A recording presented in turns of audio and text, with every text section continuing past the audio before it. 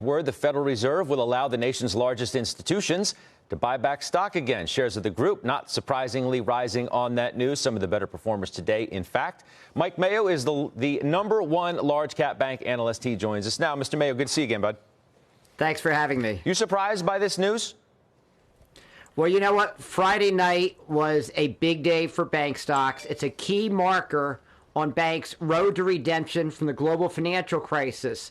This was the most harsh stress test by the Fed in history. They assume unemployment doubling from the current level. They assume losses at banks equal to 1/3 of the industry's equity, and banks still have 1/3 more equity than they would need, even under this very harsh scenario. So there's no surprise that banks have the resiliency and the excess capital. You know, I've done the math. But what was surprising is that the Fed allowed buybacks, and they allowed them to begin starting in the first quarter. I think it's well earned, but usually at this stage of a recession, when you're talking about banks, like in the global financial crisis, you're talking about banks raising capital. Talk about night and day versus the global financial crisis. Now we're talking about banks' ability to buy back their shares again as early as the first quarter. So we took up a couple numbers today. Goldman Sachs by far is the biggest beneficiary. So what you have here is resiliency, the regulators who are acting pragmatic, and the return of capital that's been well earned by the banks. Okay. A couple things. So what's interesting is you reached out to me last week ahead of Friday saying, hey, I'd like to come on and talk about what's ahead for the banks. You hadn't even factored this in yet. Then the news comes out Friday, and I'm wondering how, if at all, that has changed the bigger picture view about the banks, and whether it offsets some concern that if you have a lower rate environment, the banks can't do much from a stock standpoint, and whether that's now changed because of the buyback scenario. Well, Scott, I haven't seen you. I haven't been on your show for quite some time.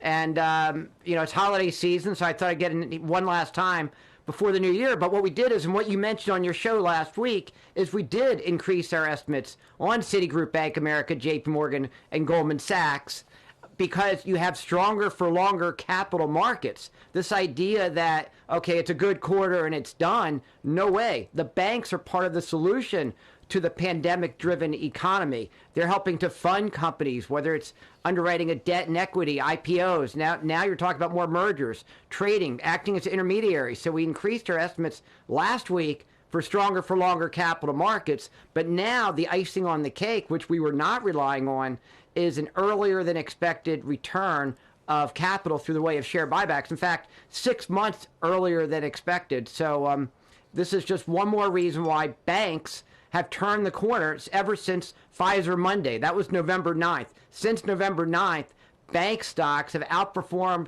the S&P by 16 percentage points. That's not 1.6%. That's 16 percentage points of outperformance in 6 weeks. So, yes, you asked earlier in your show, are banks the new momentum trade? I don't know momentum or not, but for the next year, you need to own banks. And people who threw banks out because of what happened in the global financial crisis, this kind of like, you know, memory of recency bias from something that happened a decade ago has been completely wrong.